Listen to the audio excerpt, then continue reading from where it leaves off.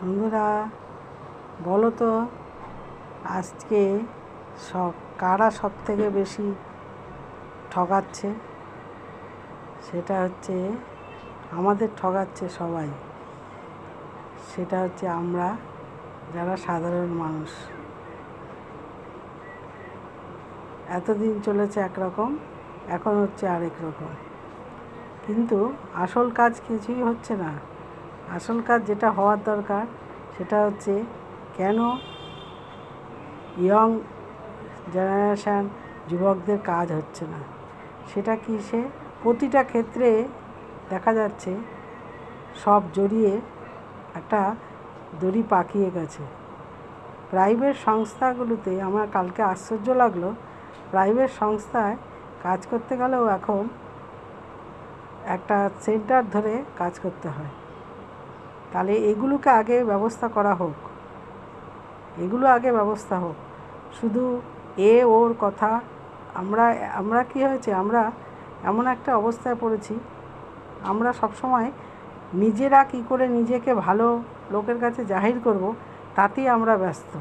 লোককে কি করে বলবো যে আমি সব থেকে ভালো, কিন্তু ভালো কোনো দিনও নিজেকে বলতে হয় না। ভালো হচ্ছে তোমার কাজে করবে, কথা কম কাজ বেশি। এই কথাটা বেশি বলে ফেলে মানুষ বলেই না, কাজ আর মানুষ করে না ঠিক করে। আর নিজেকে সবসময় ভালো না দেখিয়ে কর্মের মধ্যে দিয়ে দেখাও। এই যে জিনিসগুলো হচ্ছে, এই জিনিসগুলো তো আজ থেকে 10-15 বছর আগে ছিল না। আমরা আমার ক্ষেত্রেই বলছি, 53-54 বছর বয়সে চাকরি খুঁজতে গিয়ে অভিজ্ঞ লোক হয়েও কাজের জায়গায় কি বলছে জানো? এই তো কালকেই তো বলছে এক জায়গায়, হ্যাঁ এতটা বয়স তো দেখছি, দাঁড়ান। এবারে এই যে জিনিসগুলো, বয়স মানে অভিজ্ঞতা। বয়সকে শুধু মানুষের জনগণ যখন চাকরি খুঁজতে যাবে তখনই বয়স? কোথায় নেতা মন্ত্রীরা যারা যখন মন্ত্রিত্ব নিচ্ছে সেখানে বয়স তো দেখা হচ্ছে না, সেখানে তো দেখা হচ্ছে না এরা তো বয়স হচ্ছে, এরা এখন কাজ করতে পারবে না। অভিজ্ঞতার ওপরে তো মানুষের কাজের ভিত্তি হয়। তাহলে এইগুলোকে কে বিচার করবে, কে দেখবে? আমরা কি শুধু বছরে বছরে শুধুমাত্র দিন গুনে যাব? এই তো এতদিন দেখলাম, আবার দেখতে যা শুরু করেছি। শুধু কি আমরা দেখেই যাবার? এখন মোবাইল ফোন হয়েছে, সবাই শুধু ঘোরালেই ওকে ফুল দিচ্ছে, ওকে মালা দিচ্ছে, ওকে দিচ্ছে।